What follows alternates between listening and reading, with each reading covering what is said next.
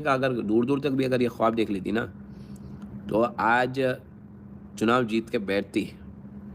इनके नेता की रीढ़ की हड्डी में दम नहीं है। मैं कह रहा था 2 दिन पहले, इनके नेता की रीढ़ की हड्डी में दम नहीं है। तो अगर आप ये सोच रहे हो कि ओके ये कुछ कर पाएंगे, मुझे नहीं लगता ये कुछ करेंगे। नहीं, अगर आप लोगों को उम्मीद होने की भी कोई गुंजाइश है तो छोड़ दो उम्मीद। बहरहाल मैं अभी I was about to go and sleep, किसी से बात करते करते 3 बज गए। तो आप अगर किसी कांग्रेसी को जानते हो ना, जो मध्य प्रदेश, राजस्थान या छत्तीसगढ़ में चुनाव हारा है, उसके जाके पूछो कि भाई ग्राउंड पे उसकी कॉन्स्टिट्यूंसी में जो 1-2 लाख लोग वोट दिए हैं, उसमें से कितने लोग बीजेपी को वोट दिए हैं, घर घर जाके पूछने के लिए बोलो, उसको नंबर निकल के आ जाएगा। नहीं, ऐसा है, आप कांग्रेस के पास कोई मुद्दा ही नहीं है। राहुल साहब, आप बोल रहे हो ना मुद्दा उठाएगी नहीं, आप कांग्रेस के पास कोई मुद्दा ही नहीं है। राहुल गांधी 2019 से 2024 का तैयारी में लगा हुआ था। ये तैयारी है उसकी, देखो। राहुल गांधी 2019 का चुनाव हारने के बाद में 2024 के चुनाव की तैयारी कर रहा था। तो राहुल गांधी की तैयारी ये है, क्या है? हिंडनबर्ग की रिपोर्ट आ गई तो बोले अडानी, अंबानी और मोदी के रिश्ते क्या है, उसके ऊपर सवाल उठाए तो जो है उनकी सदस्यता चली गई। राइट, उनकी सदस्यता चली गई। अब आप देख लो इनकी तैयारी क्या है। उससे पहले क्या था? उससे पहले भी कुछ भी नहीं था, उससे पहले भी कुछ भी नहीं था। थोड़े दिन मणिपुर मणिपुर बोले, मणिपुर आज भी चल रहा है। कौन बोल रहा है मणिपुर के ऊपर? कोई बोल रहा है? नहीं, मुझे नहीं लगता किसी के पिछवाड़े में इतने गुद्दा है कि इसके खिलाफ कुछ बोल दे। अगेन, इलेक्शन कमीशन का बिल भी पार्लियामेंट में पास, पार्लियामेंट में अब सब चीज़ पास होगी भाई। इनके पास बहुमत है, आगे और भी बड़ा बहुमत होगा। हो सकता है कि जो पार्टियां आज विपक्ष में बैठी हुई है, उनमें से कई पार्टियां चुनाव के बाद में कांग्रेस या बीजेपी में विलय हो जाए। बीजेपी का नंबर इतना बढ़ जाए कि 3/4 जो बहुमत के आंकड़े चाहिए ना संविधान बदलने के लिए, हो सकता है वो नंबर भी इस बार वो निकाल ले।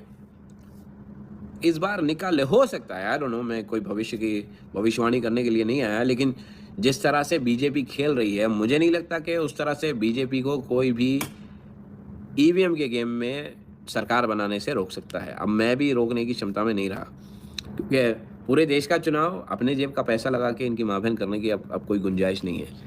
टाइम वी वेज बकवास। नहीं, अगर महेश महेश परमार, बकवास तो तुम्हें आज लगेगी। देखो, आज तुम्हें ये सब चीज़ें बकवास लगेगी। टाइम वेस्ट बोलो, बकवास बोलो, तुम्हें सारी चीज़ें लगेगी। अनफॉर्चुनेट क्या है मालूम है? तुम हो इंडिया में, तुम वोट डाल रहे हो, तुम इंडिया में जी रहे हो, महंगाई तुम झेल रहे हो, बेरोजगारी तुम झेल रहे हो, सस्ता डेटा तुम देख के जो है पॉइंट फिल्में तुम देखते हो। तो मेरा कुछ नुकसान नहीं है भाई। तुम अपना टाइम वेस्ट करो ना करो, अच्छा करो बुरा करो, वो तुम्हारी मर्जी है। वो तुम्हारी मर्जी है, मैं उसके ऊपर कुछ नहीं बोल सकता। देखो, मैं तो सुकून की ज़िंदगी जी रहा हूँ, अमेरिका में हूँ। Right, so it doesn't really matter to me कि आप क्या सोचते हो क्या नहीं सोचते हो। आपको मैंने दावत दे के नहीं बुलाया भाई। तो आप लोग हो जो आगे जाके परेशानी का बड़ा हिस्सा, आप लोगों की ज़िंदगी का जो परेशानियों में गुजरने वाला है ना, वो आप लोगों की ज़िंदगी का बड़ा हिस्सा परेशानियों में गुजरेगा। मेरा क्या जाएगा उसमें? मेरा तो कुछ नहीं जाएगा। अल्हम्दुलिल्लाह, तवक्कल तो अल्लाह वाली ज़िंदगी है मेरी। नहीं Manu John, Rahul Gandhi is not Modi too. I mean, Modi का मीम भी नहीं है राहुल गांधी के अंदर। राहुल गांधी के अंदर ना, राहुल के नाम में ही मोदी का मीम, वो एम जो है ना, वही नहीं है। राहुल गांधी बेवकूफ़ है मेरी नज़र में। राहुल गांधी एक एक्चुअली सरफिरा नेता है।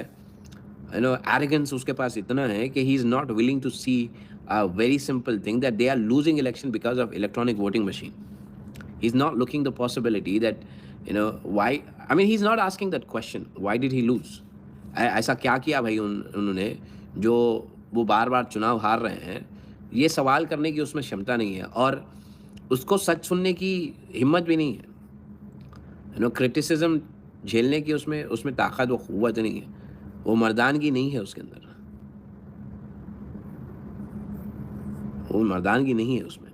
तो अनफॉर्चुनेट है मेरे लिए ये कहना पड़ रहा है कि देश का सबसे बड़ी ग्रैंड ओल्ड पार्टी का पूर्व अध्यक्ष, उसमें मर्दानगी बाकी नहीं रही है।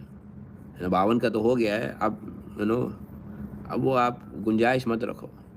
नहीं, again US is so far safe.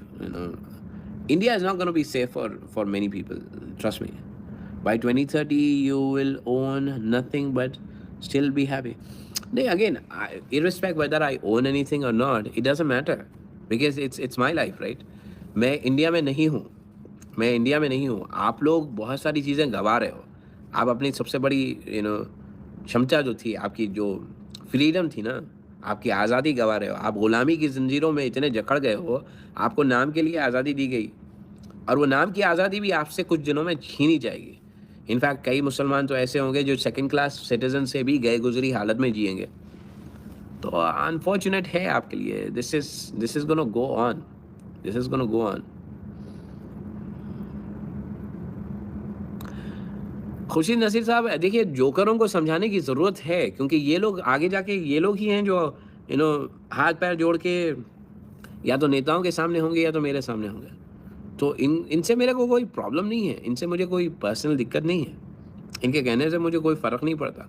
हाँ, दुख होता है कि ये आग का बहुत बड़ा कुआं पड़ा हुआ है, they are walking into it. जलेंगे, चीख चिल्लाएंगे तो उनकी चीखें, उनकी तकलीफ़ें मैं बर्दाश्त भी नहीं कर पाऊंगा भाई। How to check EVM? What do you want to check in EVM? Lalan Kumar साहब, hidden ties video recorded between Modi and Congress before decade 2019. BJP now completely dominated in every corner.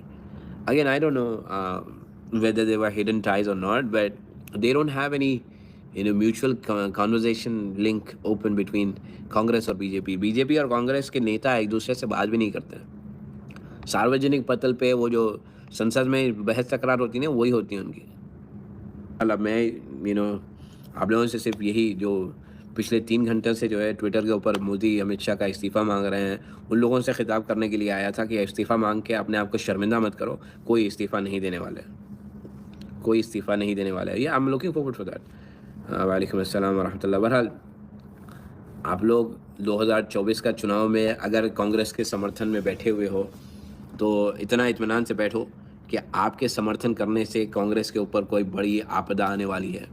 वो आपदा कहते हैं चुनाव फिर हारना, मुंह के बल गिरना और उसके बाद में संभलने की कोशिश करना, ये सबसे बड़ी आपदा है।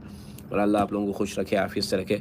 इंशाल्लाह अगर ज़िंदगी बाकी रही तो 2-3 दिन के बाद में कंटिन्यूस लाइफ 2 दिन में 2 टाइम करने का इरादा है। I am preparing the studio to be ready soon, so hopefully things will move on in the right direction.